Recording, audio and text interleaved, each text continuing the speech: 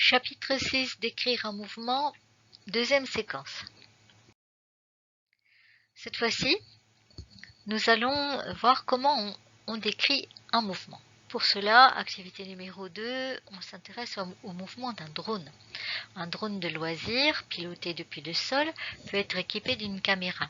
Il est muni de 4 hélices qui tournent et le mettent en mouvement. Comment étudier le mouvement du drone? Donc, voilà le drone.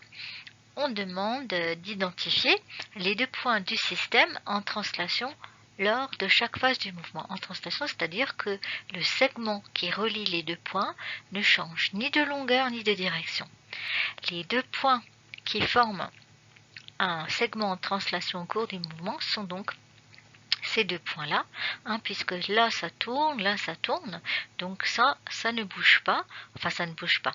Le segment reste à la même longueur et il garde la même direction. Donc voilà. Petit b, en déduire les informations perdues si le drone est réduit à l'un des 4 points A, B, C ou D.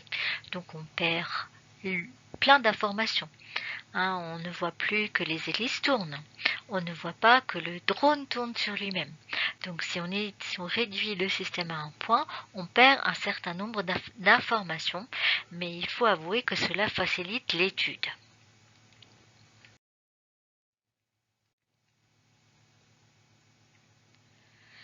Rappelez la relation qui permet de calculer la vitesse, préciser son unité. Une vitesse, c'est un rapport d'une distance sur un temps. La distance dans le système international se mesure en mètres. Le temps qu'on appelle plus précisément une durée est mesuré en secondes et la vitesse est mesurée à ce moment-là en mètres par seconde qui s'écrit mètres point seconde moins 1. Le mouvement est étudié ici, document 2, évolution de l'altitude du point A, document 3, évolution de la vitesse du point A. Donc, pour répondre aux questions, le mieux est de faire un tableau. Donc, on demande pour les 2 phases du mouvement à chaque fois. Quelle est la trajectoire? Donc, dans la phase 1, le drone monte verticalement, donc la trajectoire est une droite verticale. Phase 2, le mouvement se fait selon une droite horizontale. Évolution de la vitesse, on voit que dans la phase 1, la vitesse augmente et dans la phase 2, la vitesse est constante. Comment qualifie-t-on de tels mouvements? Pour la phase 1, c'est un mouvement rectiligne accéléré. Pour la phase 2, c'est un mouvement rectiligne uniforme. Conclusion, synthèse, indiquer les informations nécessaires pour décrire un mouvement. Pour décrire un mouvement, il faut préciser le référentiel, il faut préciser la trajectoire et il faut préciser l'évolution de la vitesse.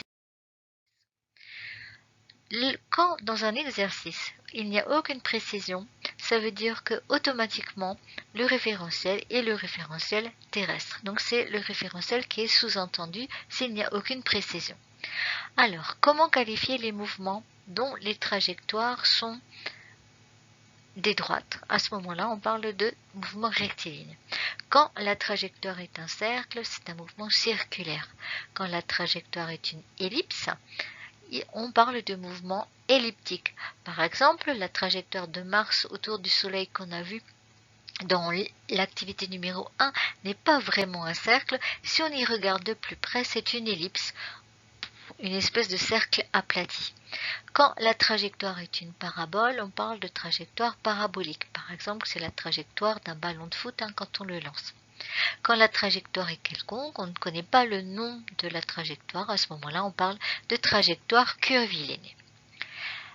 À cela, on ajoute aussi un adjectif pour qualifier la vitesse. Quand la vitesse ne varie pas, on dit que le mouvement est uniforme. Par exemple, rectiligne uniforme. Quand la vitesse augmente, le mouvement est accéléré.